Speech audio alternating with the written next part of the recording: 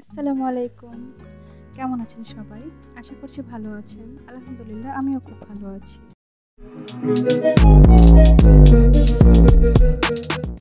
Aloe vera gel বানাতে অনেকে বুঝে উঠতে পারেন না ভিডিওটা তাদের জন্য।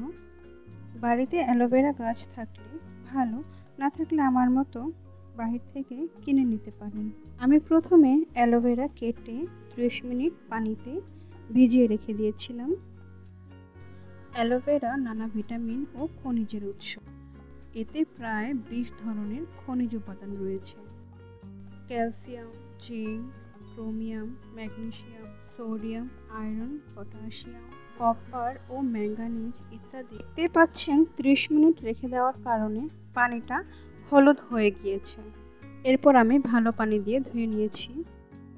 আমি এখানে দুভাবে দেখিয়ে দিয়েছি অ্যালোভেরার খোসাটা কিভাবে তুলতে হবে। ভিটামিনের মধ্যে ভিটামিন এ, সি, ই এবং ভিটামিন বি1, বি2, বি3, বি6 ও ভিটামিন বি12 রয়েছে। এরপর চিকন দাঁতের চিরুনি দিয়ে আঁচড়ে আঁচড়ে অ্যালোভেরা জেলটা বের করে নিব। ত্বকের র্যাশ, চুলকানি, রোদে পড়া দাগ দূর করে অ্যালোভেরা জেল।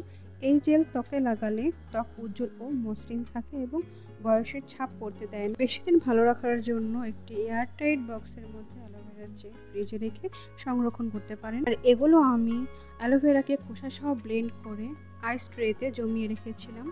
চাইলে এভাবেও রাখতে পারেন আপনারা। ভিডিওটি ভালো লাগলে অবশ্যই একটি লাইক করে দিবেন।